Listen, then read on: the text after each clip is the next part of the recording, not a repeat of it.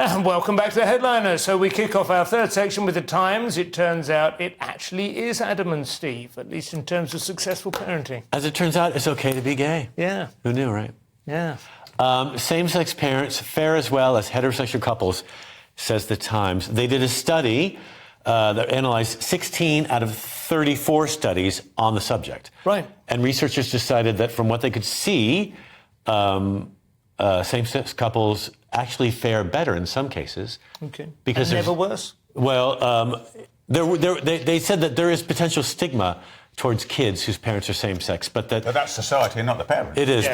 but it affects the kids when they go to school and stuff with their friendships. Sure. And but there's less gender stereotyping in gay couples for the kids. Okay. So as the kids grow up, they don't have to worry about that gender. You know, one thing as well, again, and the worst kind of gender stereotyping at the moment in the current conversation is, well, arguably the trans thing, of course, which says that if you like dolls, that means you must be a girl rather than a gay boy.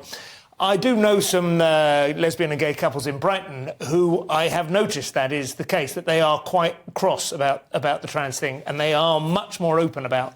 Do you know what I mean? That's kind of whatever you want, whatever you do, whatever you like, doesn't matter. You should be with the kids, right? But this Dr.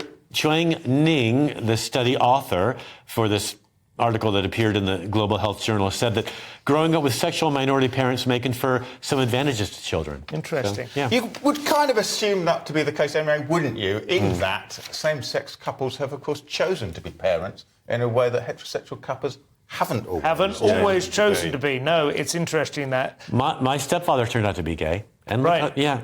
The other thing I would say, though, perhaps more broadly, I mean, I read a book a few years ago, Blueprint by Robert Plomin. He'd done loads of twin studies, and basically the too long didn't read for it is nothing matters. Your parents don't matter. Almost nothing that you do as a parent matters. Your child is going to, get the same grades, have the same there'll be some, but obviously it's horrible if you're nasty to them because they're experiencing misery in real time. Obviously and that's bad. There will be feedback emotionally, if not academically and in terms of their life. But within range of just being decent people and so on, almost nothing matters. It doesn't matter whether you're poor or whether you're rich, doesn't matter if you're black or white or mixed race, it doesn't matter whether you're vegan at home or whether you kind of shove it.